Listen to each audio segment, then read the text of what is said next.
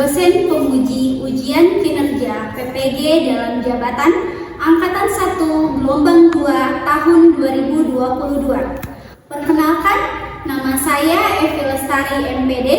Saya adalah guru yang mengajar di SMA Negeri 1 Surade, Kabupaten Sukabumi, Provinsi Jawa Barat. Sekaligus mahasiswa PPG dalam jabatan di LPTK Universitas Siliwangi dengan nomor PPG 2015 0295 9675. Pada kesempatan kali ini, saya akan melaksanakan praktik pembelajaran sebagai pemenuhan syarat ujian kinerja PPG dalam jabatan tahun 2022 yang dilaksanakan pada hari Senin tanggal 12 Juni tahun 2023. Berikut merupakan video pembelajaran yang saya laksanakan dengan mengusung model pembelajaran problem based learning berbasis aplikasi digital. Metode penelitian sejarah. Selamat menyaksikan. Wassalamualaikum warahmatullahi wabarakatuh.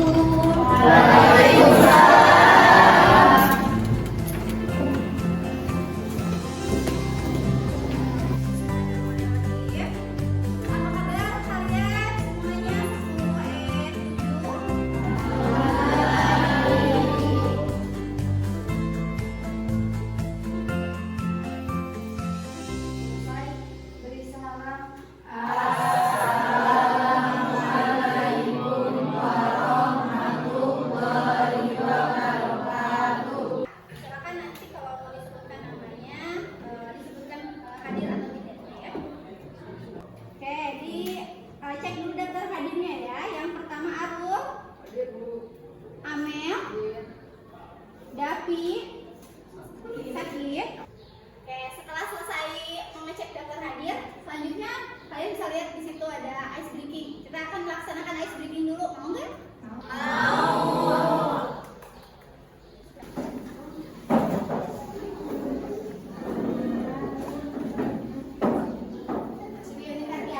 Muter aja. Berhitung dulu ya. Dari mulai sini. 1, 2, 3, 4, 5, 6, 7, 8, 9, 10, 12, 13, 14, 15, 16, 17, 18, 19, 20. Ada angka ganjil dan angka genap. Ya. Ada tahu. Nah, kalau angka ganjil, silakan kalian sebutkan 1, 3, 5, 7 ya. Kalau kalian dapatnya angka genap, maka kalian tidak boleh menyebutkan angkanya, tapi kalian silakan tepuk tangan 2 kali. Gitu ya? Jadi tidak akan dari sini terus ya? Tapi nanti siapapun, berarti mulainya dari situ 1 berarti ya? Yang ibu tunjuk 1 misalkan kayak gitu. Langsung yang tadi lagi nomornya ya. Siap? Siap. Mulai. 2. Oke. 1, 3, 4. Oke. Mulai. 1, 3, 4, 5, 7.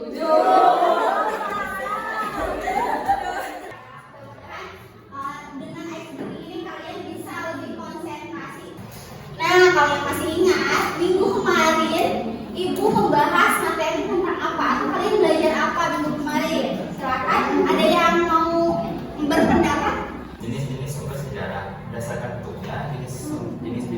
sejarah dibagi jadi 3. Yang pertama, jenis sumber sejarah Oke.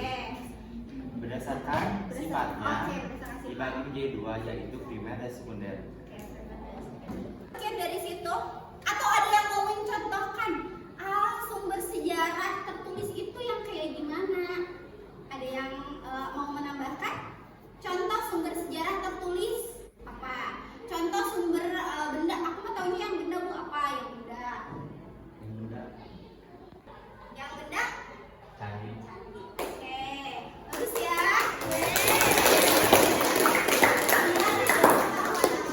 Tentang materi sebelumnya. Ini berhubungan juga dengan materi yang akan kita bahas sekarang. Jadi kalian nyambung ya, ini ya pembelajaran sejarah. Kalian harus mengetahui dulu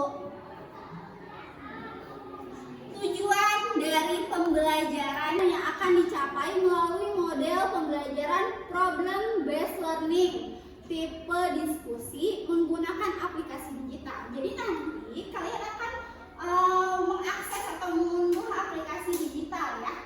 Setelah peserta didik menyimak penjelasan dari guru atau dari ibu, peserta didik mampu menganalisis data dan sumber sejarah dalam metode penelitian sejarah dengan cermat dan juga teliti. 2.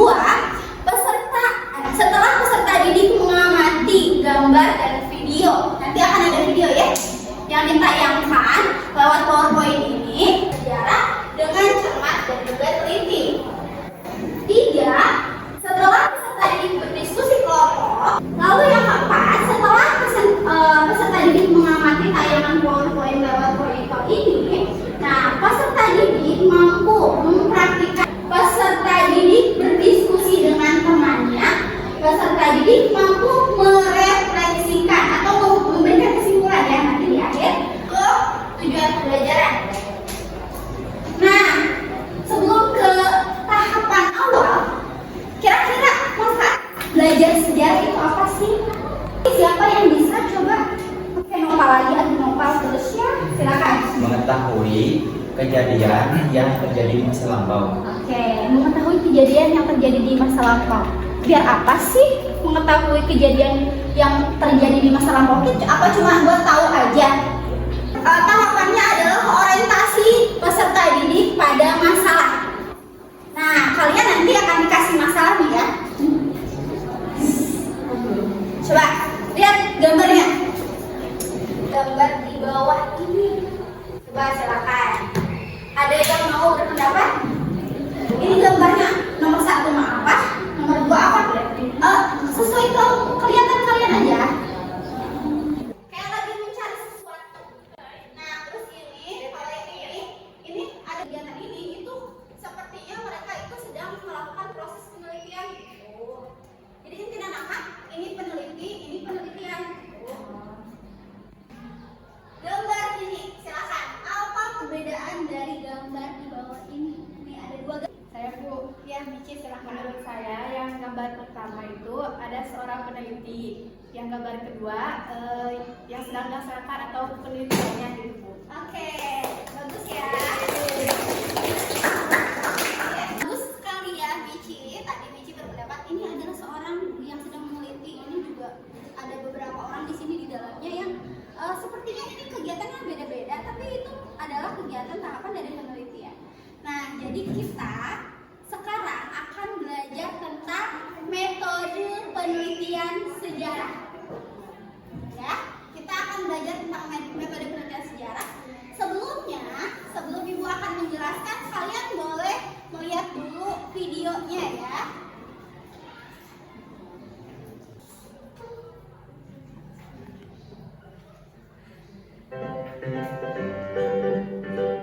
Boleh perhatikan dulu videonya ya. Hai, aku akan mencoba sejarah. Ya, setelah aku menentukan topik sejarah apa yang akan aku teliti, aku kemudian tunggu. Ternyata dalam penelitian sejarah itu tidak boleh sembarangan loh.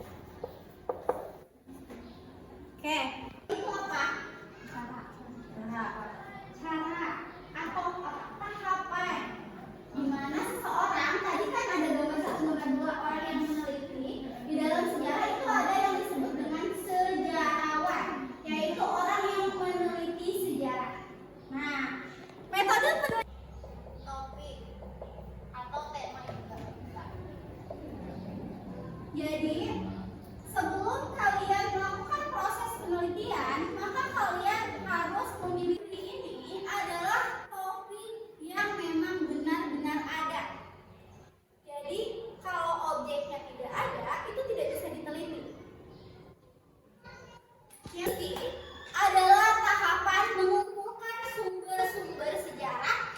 Tadi Noval sudah membahas sumber-sumber sejarah, makanya nyambung ya ke sini ya. Nah, sumber sejarah yang dikumpulkan ini di dalam tahapan heuristik adalah sumber yang harus sesuai dengan tema atau topik. Adalah tahapan yang penting juga. Tahapan ketiga ada tahapan verifikasi.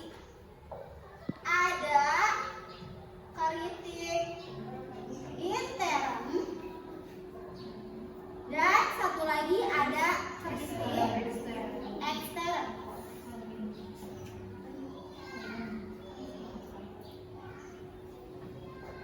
Kritik intern ada, jangan-jangan judulnya itu dalamnya bukan, gitu ya. Nah, itu kritik intern, jadi kritik dalam isinya. Kemudian ada kritik ekstern, kritik dari luar. Apakah ada orang Jepang atau orang Belanda yang tidak pro dengan kehidupan Indonesia, misalkan seperti itu. Jadi kan gini ya, sejarah itu pemikirannya beda. Kalau misalkan kita posisinya lebih ke subjektif ya. Jadi kita nah, tapi kalau orang Belanda menyebutkan Soekarno itu adalah pemberontak. Benar kan? Nah, maka ini harus ada kritik ekstern karena isi dari buku itu tahun 1945. Kemudian kalian membaca tentang proklamasi, tapi buku itu sudah ada pada tahun 1930. Duluan mana? Buku sama proklamasinya? Enggak, berarti bukunya itu adalah buku yang halangan aja. Jadi apa sih namanya? Hayalan aja. Itu bukunya harus sesuai dengan tahun yang dilihat ya tahun. Interpretasi adalah menganalisis hasil dari sumber yang sudah dikritik. Jadi dianalisis apa sebenarnya. Tahapan terakhir, tahapan historiografi.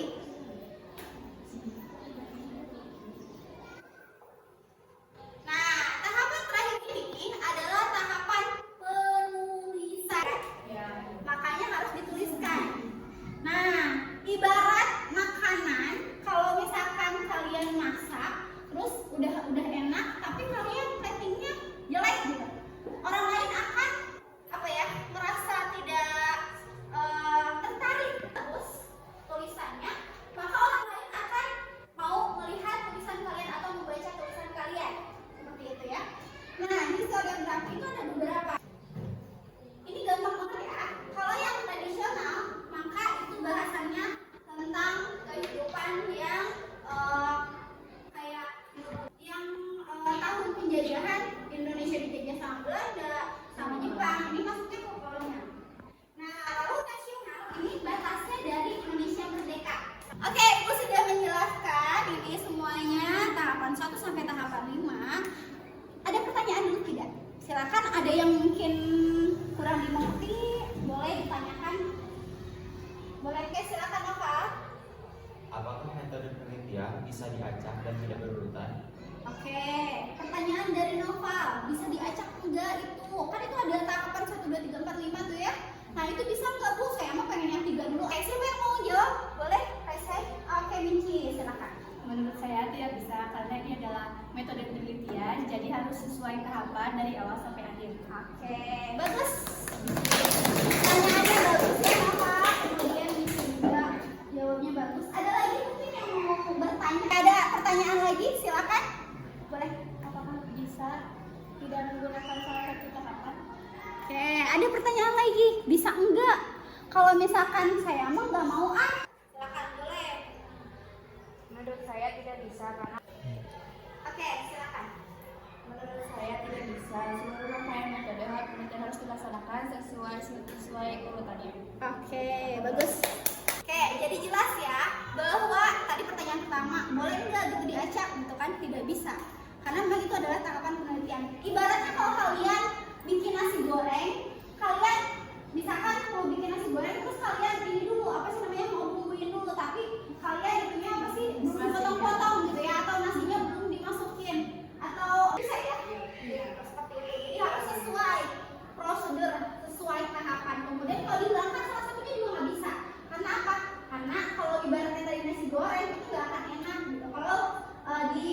Setelah itu kita akan melaksanakan tahapan kedua, yaitu pengorganisasian atau mengorganisasikan peserta didik. Oke, kelompok 1, Raisa, Fahri, Amal, Zakia, Caca, sama Sakila.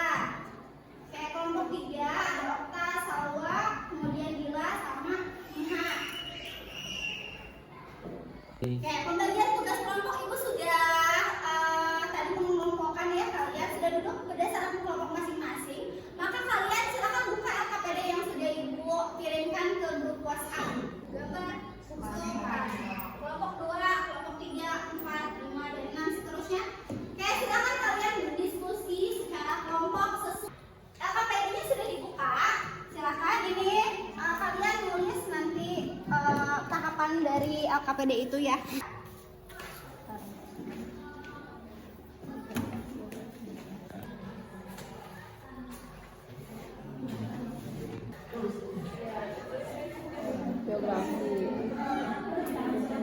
Masuk ke tahap 3 yaitu penyelidikan individu dan juga kelompok.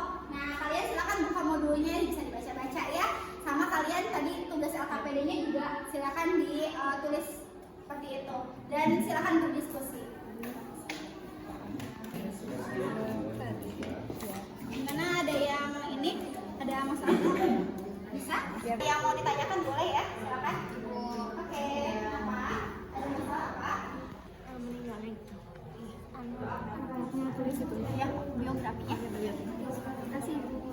Ya. Week 2, 8 Juni 8 Juni 1921 19 21 ya. Argomulyo sama Sedayu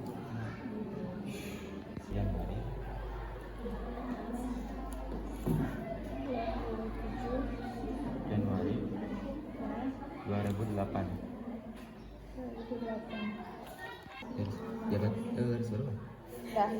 Terus Jabatan sebelumnya.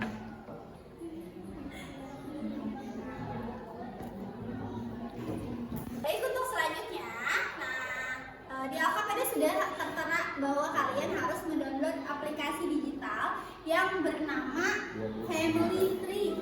Yaitu adalah aplikasi yang akan kalian pakai untuk membuat silsilah keluarga. Nah, setiap kelompok akan membuat silsilah keluarga dari presiden masing-masing ya. Nah, misalkan Soekarno, berarti nanti bikin silsilah keluarganya Soekarno. Kan seperti itu ya. Ada pertanyaan? Ya, sudah jelas ya berarti?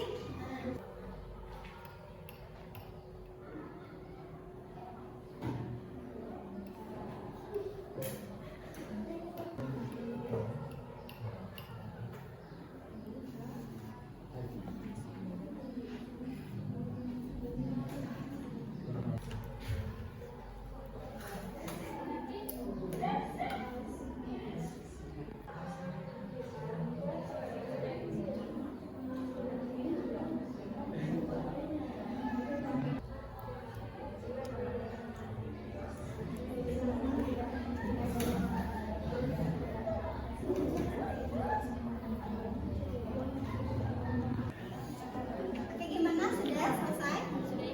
Oke, bagus ya. Bisa berarti ya? Bisa. Oke. Oke, baik. Tahap keempat adalah mengembangkan dan juga menyajikan hasil karya. Nah, kalian tadi kan sudah ya, ada yang sudah membuat penelitian juga. Kemudian dilanjutkan dengan tadi membuat silsilah keluarga dari aplikasi Family Tree. Download juga. Kemudian kalian mencatat juga hasil penyelidikan kelompok juga berdasarkan LKPD. Kemudian tahap selanjutnya adalah presentasi kelompok. Silakan. Selanjutnya yang akan tampil adalah kelompok 2. Silakan kelompok 2 tepuk tangan.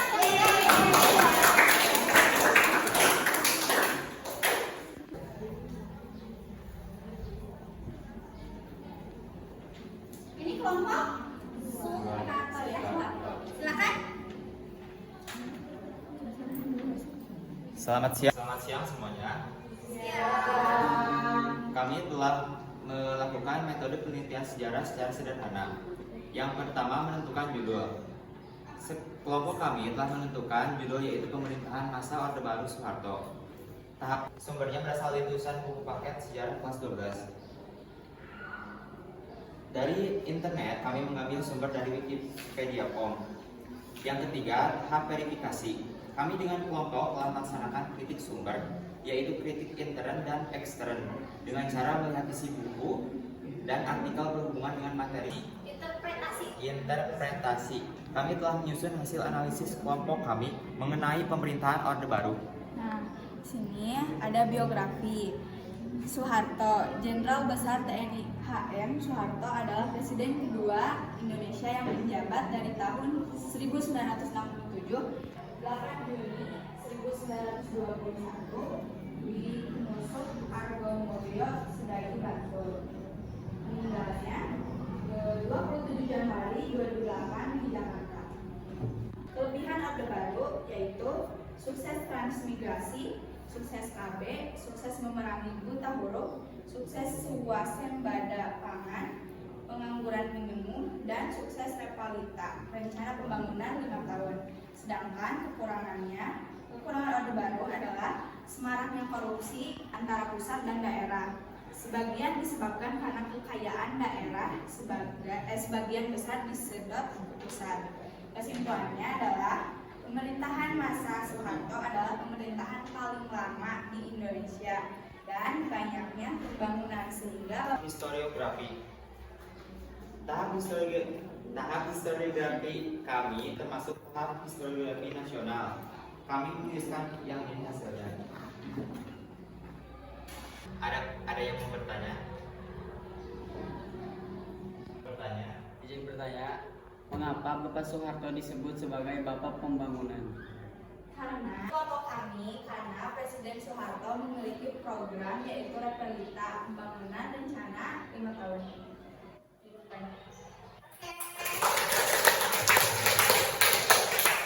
Dari kami, Assalamualaikum warahmatullahi wabarakatuh.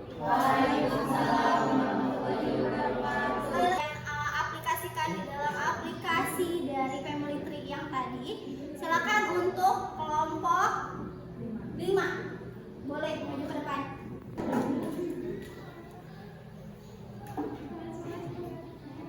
Kelompok 5 ini membahas tentang silsilah keluarga dari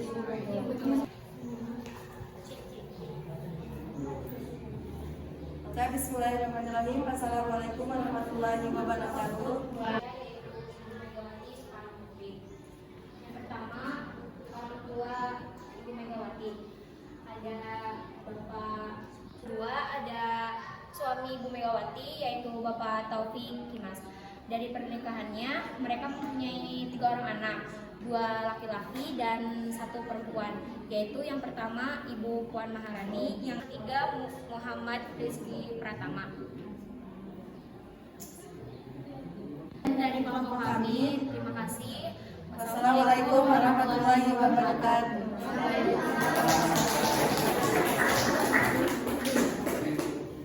Tahapan kelima, ini mau akhir-akhir nih, yaitu adalah menganalisis dan juga mengevaluasi proses pemecahan dari masalah. Yang pertama, peserta didik mengecek kembali informasi yang telah didapatkan. Nah, kira-kira informasinya udah benar atau enggak gitu kan? Boleh ditambahin lagi ya. Nah, silakan kalian tambahkan lagi. Lalu, kalau misalkan kalian memang nanti ada kerja kelompok lagi di rumah, itu kalian akan membuat hasil barusan kan masih pakai manual. Nah, nanti di Canva, dimasukkan ke Canva. Seperti itu. Kemudian ada yang kedua, ada penguatan materi dari awal sampai akhir. Dari mulai kalian mengambil judulnya apa, kemudian kalian mengumpulkan sumber-sumbernya itu apa, kemudian mengkritik sumber, ada 2, kritik intern dan ekstern. Selanjutnya kalian juga melakukan interpretasi, yaitu pemahaman dari pembelajaran atau materi, refleksi dari pembelajaran kita, materinya ini membahas tentang apa. Boleh silakan ada yang mau memberikan pendapat tentang refleksi pembelajaran. Oke, Michi, silakan. Jadi kesimpulan yang saya ambil dari metode penelitian sejarah yaitu seperti yang tadi Ibu jelaskan dan Noval, yang tadi dijelaskan juga bahwa metode penelitian itu ada kasih, yang keempat ada interpretasi, dan yang kelima ada historiografi. Oke, iya. Nah, ada pertanyaan dulu tidak? Ada pertanyaan? Udah jelas berarti ya? Iya. Berarti sudah bisa semuanya. Silakan ada yang mau memberikan apa sih namanya pengalaman atau kesan gitu ya? Udah belajar tentang Tasya. Yang pertama, kita menjadi tahu dan dapat belajar mempraktikkan metode penelitian sejarah. Yang kedua, kita akan merasakan sangat senang ketika belajar ini karena dapat ilmu baru. Dan ketiganya, kita kedepannya akan sangat mendalami memakai sosial media dan melakukan kritik terlebih dahulu. Ya, tahu dong buat Kak Tasya. Selain tadi bisa mempraktekkan secara langsung ya, tadi Nova juga sudah membahas semuanya metode penelitian sejarah dan prakteknya langsung. Pilih informasi, mana sih informasi yang benar, mana informasi yang hoax. Apalagi sekarang kalian tuh di sosial media tuh kan banyak banget tuh informasi A, informasi B, informasi C gitu. Yang lagi viral sekarang apa informasinya? Apa nih? Tentang apa nih yang lagi viral? Hah? Apa? Yang lagi viral sekarang apa tuh? Informasi yang lagi viral di media sosial kalian. Yang kalian pasti punya media sosial ya. Pemuda yang obesitas. Oh, pemuda yang obesitas tuh katanya ada beritanya. Nah, itu beritanya bener apa hoax?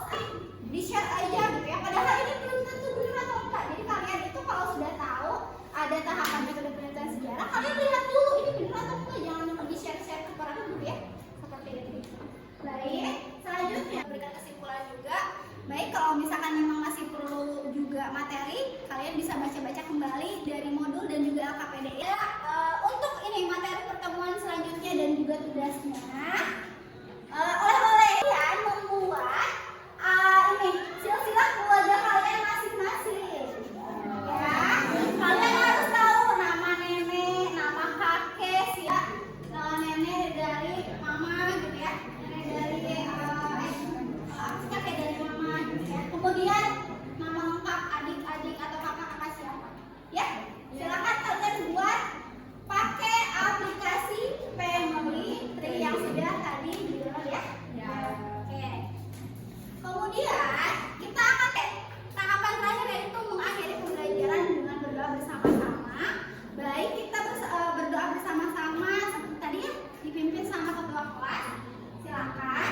Duduk siap. Sebelum pulang, baca doa dalam hati dimulai.